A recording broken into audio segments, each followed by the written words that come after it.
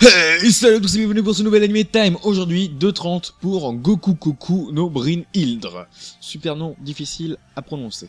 Lorsqu'il n'était qu'un charmant bambin, Ryoka Murakami passait le plus clair de son temps en compagnie de Kuroneko, sa meilleure amie et confidente. Cette charmante et adorable fillette, qui ne la laissait pas indifférent, était passionnée par les sciences et plus particulièrement par l'astronomie. Elle croyait fermement à l'existence des extraterrestres et désirerait plus que tout prouver à Ryoka que ces derniers vivaient quelque part dans notre galaxie. Embarqué dans une périlleuse randonnée avec sa meilleure amie, Ryoka fait une chute mortelle au bord d'une falaise mais est sauvé in extremis par Kuroneko. Malheureusement pour lui, la chute sera fatale pour la fillette et celle-ci décédera de ses blessures. Ce jour funeste restera à jamais gravé dans la mémoire de Ryoka, qui décidera de poursuivre les rêves de Kuroneko afin d'honorer sa mémoire. Depuis ce tragique accident, de l'eau a coulé sous les ponts et Ryoka est devenu un adolescent particulièrement studieux et intelligent.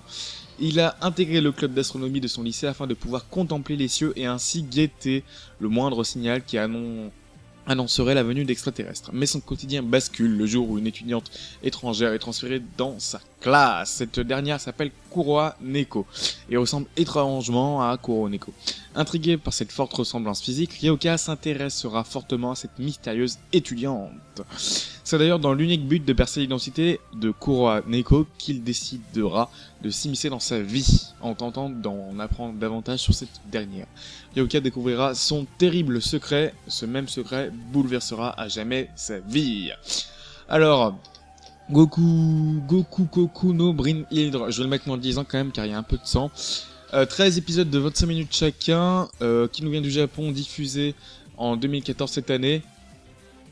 Alors, la première fois le 6 avril, le studio d'animation est ARMS, le créateur original est Okamoto Lin, celui qui a fait Elfen Lied, le réalisateur est Imaizumi Kenichi, les musiques sont de Tokisawa Nao, et dedans c'est de l'action, du drame, de la fantaisie, du mystère, c'est psychologique, de la romance, du school life, la science-fiction, c'est un seinen et les thèmes sont l'alien, les super pouvoirs et le fameux harem.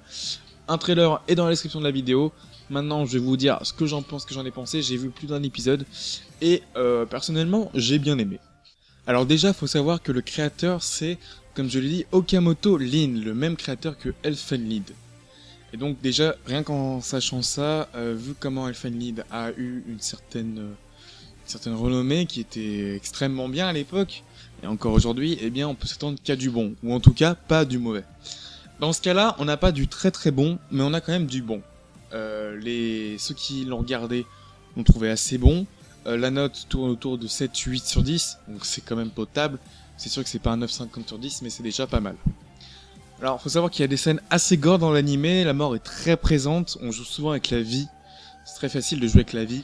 Une personne s'approche d'une autre, et là, d'un coup, il peut peut-être mourir, voilà, c'est assez basé sur ça. Le héros ne veut pas oublier son ami d'enfance, et Kura ne veut pas s'attacher à lui, mais lui, il persiste, et au bout d'un moment, ils vont arriver quand même à être amis. Je vous le conseille beaucoup, il est assez bien. On se retrouve une prochaine fois pour un prochain Anime Time.